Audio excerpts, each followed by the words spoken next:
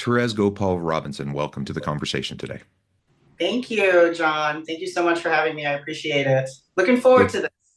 Thank you. It's a real pleasure to be with you. You're joining us from South Florida. I'm Yeah, south of Salt Lake City in Utah. And today we're going to be talking about pushing through fear to create the future that you want. The yeah, reality is we're all dealing with that, right? Whether it's imposter syndrome or just the fears and anxieties, the natural things that we're all facing in day-to-day life. You know, yeah. the world is a complex, ever-changing, kind of scary, fearful place. Adulting is hard. And whether we're Yes. talking about personal life or we're talking about workplace, leadership challenges, or whatever the case may be, I think we all wake up facing challenges and facing various types of fears. And the question isn't whether or not we're going to have fear. The question is how we're going to respond to the fear, right? Absolutely. And so that's what we're going to be discussing today. And as we get started, I wanted to share Therese's bio with everybody. Therese Gopaul-Robinson is a leadership consultant and dynamic keynote speaker with more than 20 years of experience in enhancing healthcare organizational cultures. She is known for inspiring healthcare leaders and teams to move beyond the unique challenges of their industry and overcome limiting beliefs to level up their skills and embrace new opportunities to excel. Therese specializes in helping credentialing and compliance teams improve outcomes through streamlined internal processes, create clear production and quality goals, and implementing training programs. She also partners with leaders for development opportunities and mitigate crises, resulting in stronger, more productive teams. I could say a whole lot more about what you do and your background and all the Yeah, great things you've yeah. accomplished, but I'm going to pause there. Anything you would like to highlight by way of your background or personal context before we dive on in? The biggest thing I would say is, in the last year or so, I found that there's this great need to continue to develop confidence in leaders. So it goes beyond the basics of either the department or what you're responsible for, the team that you're responsible for. I found this really just incredible need for that. And so in the last year or so, I still work with healthcare organizations, but I've really hyper focused on developing confidence amongst the leadership team and the team members that they lead as well. Yeah, well, awesome. And I Yeah, think everyone needs that competence. Everyone needs to fine tune. So even if you have a high level of competence and ability, everyone needs that fine tuning, and everyone needs continual attention to it. And the reality is most people don't have high level of competency there either, because most people find themselves kind of thrust into those leadership roles yes, because of high performance at lower levels, and then you get promoted, and then you find yourself in leadership positions, not because you're a good leader, but because you're good at whatever functional thing that you did before, yeah, and now you are trying to figure out a whole new role, a whole new kind of leadership skill, right? right. And so leadership is a different thing, and that comes with it a whole different set of imposter syndrome and fear and all that stuff that you have to navigate. And I know that's really hard. I know from experience that's really hard. Yeah. And working with leaders, I know that that's something that keeps people up at night. I think most people wake up in the morning, they want to do the best they can. They don't, most people don't wake up thinking, how am I going to exploit my people today? How am I going to take advantage of my people? Yet, so many people don't have the skill set, you That's know, and so they kind of inadvertently fall into the patterns or the traps of like they end up doing the things that they've seen modeled for them before that end up being unhealthy, or just by default they end up doing things that probably they shouldn't do, right? right, exactly. So you just hit a bunch of things that I want to highlight. So the first thing, and this is what I've seen, and I used to think it was just healthcare, but really I'm seeing it across all industries. And it is the first point that you made, which is when an individual contributor is great at something. So you're a recruiter or you're a salesperson and you are excelling, you are a rock star in that space. What I see happening a lot is exactly what you said. Wow, John, you are an incredible recruiter. So how about we do this? Let's make you the director of recruiting so that Yeah. you can create little mini Johns, and then we can have this rock star team of recruiters. And a couple of things are missing there. The first thing is I often see where we are promoting rock stars into leadership roles, assuming that that's just the next step in the career path, right? So there's this assumption made that if John's doing really great, we want to keep him, we want to keep him engaged, so let's promote him into this leadership role. So that's the first thing that I see, and I call it a mistake for a few reasons. So if you have a rock star individual contributor and you're thinking, yeah, what can we do here? Let's start with asking John first. John, hey. Novel idea, right? Crazy. But do you want leadership? You're doing so great. There's an opportunity here. Do you want leadership? And if John says yes, then the next question is why? Why do you want leadership? And let's dive deep into the motivating, like just what's motivating John to say yes. So that's the first thing. The second thing is if John says, no, I really want to do this. I think this is a great opportunity to lead others and just kind of really figure out how I can help this organization grow, then great. But then the next thing we have to do is we have to, number one, recognize that the skill set that made John a dynamic rockstar recruiter may not be the same skill set that we need him to have as a leader. Different skills, right? Because certain individual contributor roles are very me focused, right? My numbers, my candidates, my clients, me. So it takes some time to shift over into leadership. So that's the second thing. And the third thing is we got to develop John. We have to recognize that, yes, he has kind of some of the things that we like, and we think that there's a lot of opportunity here, but we have to pour into John, develop those soft skills, and really position him in a way that can make him successful and really put him, set him up for success. So that's the first thing I see happening a lot. We promote people who are great at one thing, assuming that they'll just make everybody great at that one thing, but not recognizing that, hey, there's other ways to make John great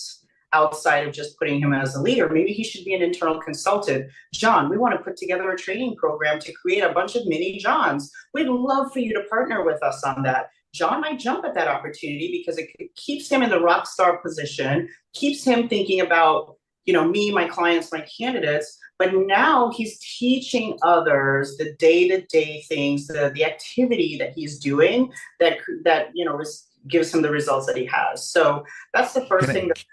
Can I add to that? Yeah, there's also a couple potential fallacies with that mindset, right? One, the fallacy that just replicating and creating a couple other mini Johns is going to work because I mean, that may work, but everyone's different, right? And so just, let's say I've cracked the code and I've become like this amazing recruiter or whatever, maybe, but it's also, I'm an individual and I have my own unique strengths and I have my own personality and it's usually a fallacy to think that you can just like replicate me and put like my stuff into another person and have the same outcomes. And so but that's what usually people think. And then all of a sudden they try to replicate it and it doesn't happen and it doesn't have the same outcomes. And so you got to be careful of that.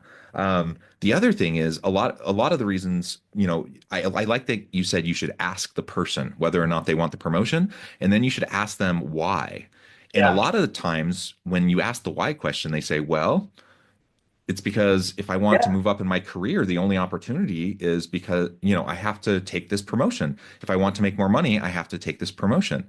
And that's not a good enough reason. Like we should have alternative pathways for people to be able to succeed in their career, to make more money and to progress. And if the only way to progress is for you to take on a new type of leadership role that is an entirely different skill set, we're just going to set up people for failure, and we're going to have the same dynamic happen over and over and over again. That's right. And so one term for this is the Peter principle. Some people call it the Michael Scott phenomenon from The Office, right? Yeah. You get people that get promoted into their level of incompetence that eventually someone gets promoted to the point where they just cannot function. And then you end up having a whole organization full of leaders who can't do their job. Yeah. And that happens so often because people want to progress in their career. They want to make more money. They want to be able to achieve, and they've achieved. They've been really good up to Yeah. a point, and now we promote them to a point where they can't achieve anymore. And that's our fault as organizations, right? 100%, 100%. And then what will happen too, John, is there's a really good chance that we will lose that person because, to your point, they want to be successful, they want to achieve, they want to exceed goals. And so if you do not set them up for success, you will end up losing that person one way or the other, right? Whether it's voluntarily or otherwise, you will lose that person. And how unfortunate that is, because that person was a huge contributor to the organization, and now we lose that person. We lose all of that knowledge, we lose those relationships, we lose, it's just this just terrible domino effect. So I wanted to highlight that first point that you made, because I see that on replay so much, that we just continue to just promote people that may not be ready for leadership or may not want it, and then we're not doing enough to create an environment for them to be successful, unfortunately. Yeah. And so in some ways, you got to be more creative, right? Yeah, As organizations, what are alternative pathways towards career success absolutely. outside the traditional hierarchical pyramid structure of like Absolutely. climbing the career ladder? Yep. That's historically what it's meant to have career success. But Yeah, that's one way. There should be and can be other ways. So absolutely. let's be creative, right? Be creative. And, and now, so as you know, we're in this kind of like AI revolution. And so there's a lot of fear around that. Yeah. So here's an incredible opportunity to take someone who maybe that's the mindset, right? They love digging into things. They love becoming the expert. They love, the high fives. They love all those things. I facilitate some leadership roundtables, and one of the members had this brilliant idea of taking one of their rockstar recruiters. She still runs a desk sort of as a recruiter. So she's still, making commissions and stuff, but they put her in charge of, fine tuning and implementing some additional resources within their CRM and their ATS system. And so that was like, I thought that was so brilliant, because now she's kind of, she's the expert, she's got that background, but now she's really working within that system and using AI and technology to make it more streamlined, seamless, and more efficient for not just her as a recruiter, but all of the recruiters. And it was such a brilliant move. And it's really making this organization really kind of be a step ahead of their competition, because they recognize this is where we are, it's not going away, we're not the experts, but here's somebody who has proven over and over again that they love a challenge. They are somewhat sort of kind of tech savvy, but they will take this and just create this dynamic, operation within it. And so there's a lot of opportunity for these folks. And to your point, it doesn't have to be that traditional, okay, you're a team lead, okay, now you're a supervisor, then a manager, and so on. There are other opportunities to really take advantage of what they're great at and what they love. Right. I mean, I think Yeah. that we Yeah. spend more time with the people we work with than our own families half the time. Right. So wouldn't that be great if we actually loved what we did?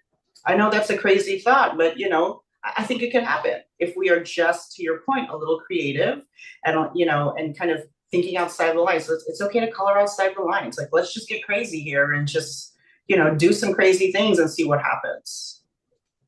Yeah. And I think, coming back to the overarching kind of topic for today, pushing Yeah. through fear. I think Yeah. part of the reason we have like career fear is because, we have all these pressures. We have all these tensions in life, right? Yeah. Yeah. So, I'm progressing in my career, but I also have a family, and maybe I have a mortgage, or I have kids growing up and needing to go to college, and so I Yeah. have these financial pressures. And so I'm good at my job, but I also know that, man, I need to be making some more money. And so Yeah. maybe I need to take that promotion, but I'm good at what I do. I don't really want to take on supervisory responsibilities or management responsibilities, but Yeah. But I I need kind that promotion, And of. in fact, I have a good friend who is just in that dilemma, early 30s, a growing family, growing financial responsibilities, growing pressure from the family and really good in their job. And now they feel like they're trapped, like they just have to like go into management in their organization. And they kind of hate it. Yep.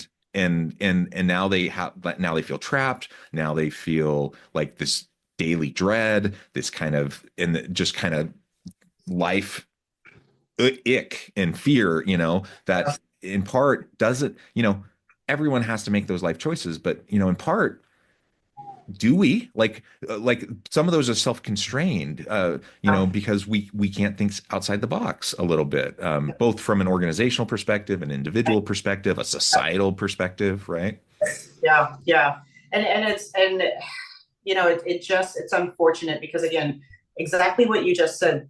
I think we're very kind of tunnel vision still, although we've evolved a lot and we recognize that everybody has something to contribute and bring to the table. We're still very kind of tunnel vision when it comes to career pathing.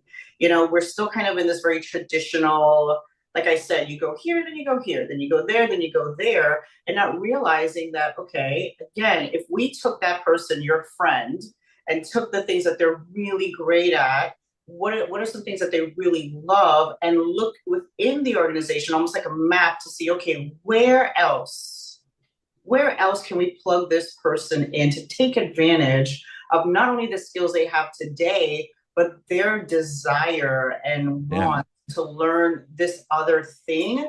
Where is that? Where are the gaps? Where can this person go without the title or whatever? And maybe we do a different comp structure. I know it's crazy, but we don't have to stick to this traditional, okay, you make this an hour, and then when you get there, you make $3 more, and you get, maybe we do a different compensation structure for that person where, all right, maybe you're not front lines with clients and bringing sales in or whatever, but maybe you're, again, with that other person I talked about, maybe you're in charge of the system that makes it easier for candidate matching, makes it more seamless for us to perform for our clients. Maybe the comp structure is around, okay, if we pull in X number of clients and Y number of candidates and make, A number of matches, you get X.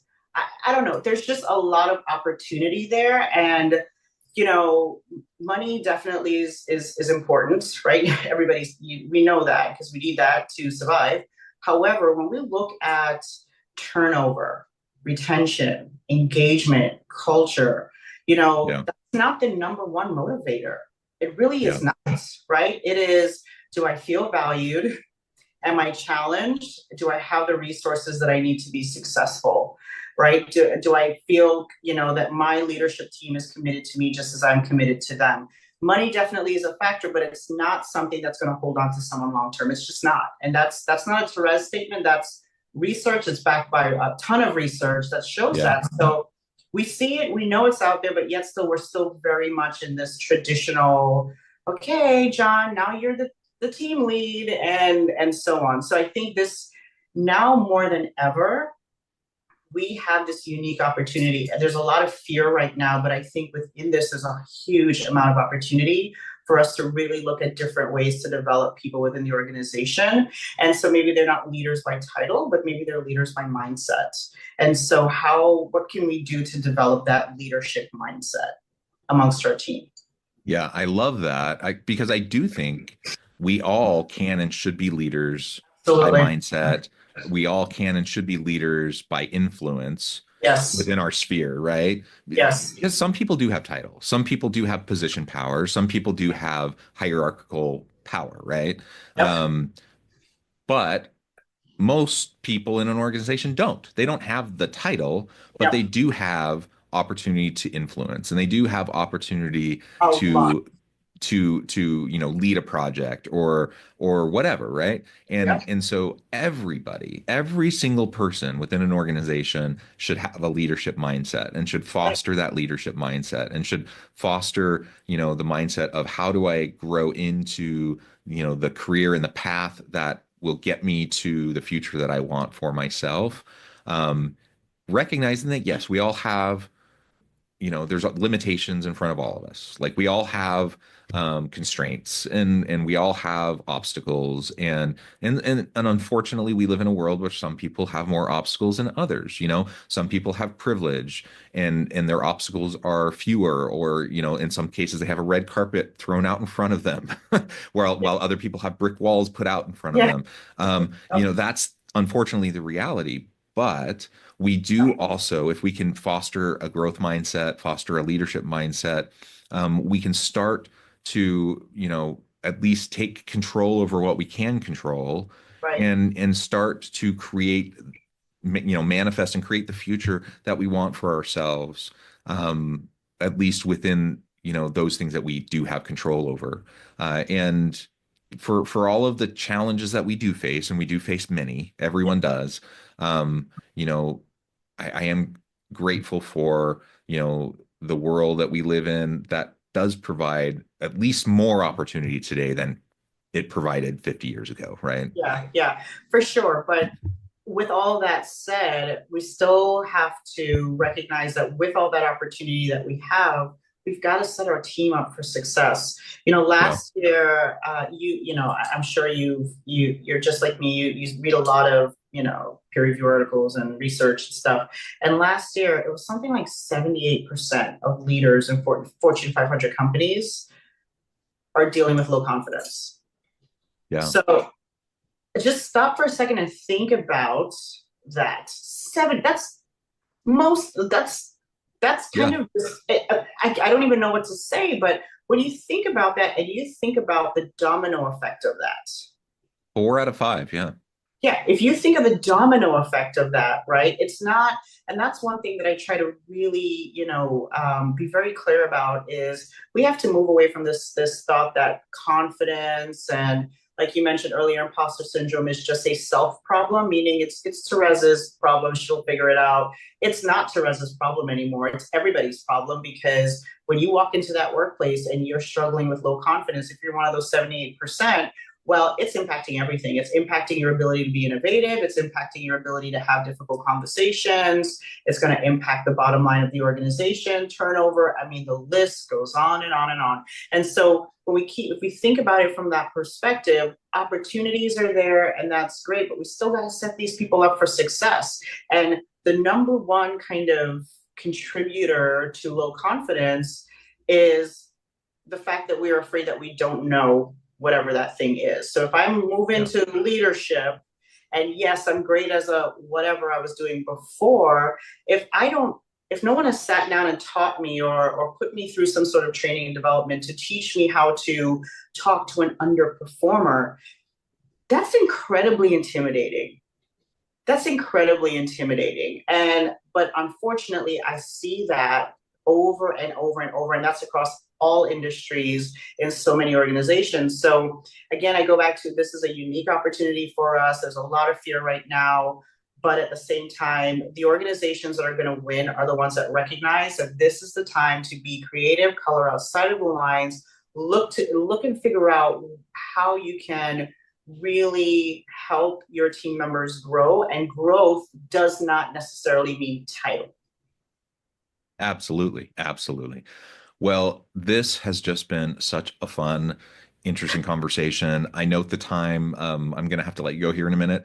I know you have a busy day ahead, but before we wrap things up, I wanted to give you a chance to share with the audience how they can connect with you, find out more about your work, and then give us a final word for today. Yeah, sure. So you can find me on LinkedIn or Instagram, and it's just my full name. I'm sure you'll put that in the show notes, but Therese Gopaul-Robinson, it's a long one. And then you can also join me on my website as well, and that is Therese, TheresegR.com. So you can join me there. I'd love to connect with your listeners for sure. And then as far as my final word, here's my final word. My thought is that I truly believe that everything you need to be successful, wherever you are right now, you already possess. I really do believe that whatever you need to be successful, you already possess. You first have to just start to believe that, be a little intentional with the goals and things that you're trying to set within your career. And then even when you're not sure, hey, I've never done this, I've never done that, look around you. There's evidence all around you that you have taken on challenges before. You've gone into situations that you didn't know before, and you've succeeded. So you have everything within you right now to be successful. So that's my final word. And it's something that I tell myself on a daily basis, because as you mentioned in the beginning, we all struggle with confidence at times and feeling like an imposter. And so for me, that's what I tell myself every day is, hey, you already have what you need to be successful. I love it. I love it. Thank you so much. It's been such a pleasure. I encourage the audience to reach out, to get connected, find out more about what Therese can do for you. And as always, I hope everyone can stay healthy and safe, that you can find meaning and purpose at work each and every day. And I hope you all have a great week. Thank you so much.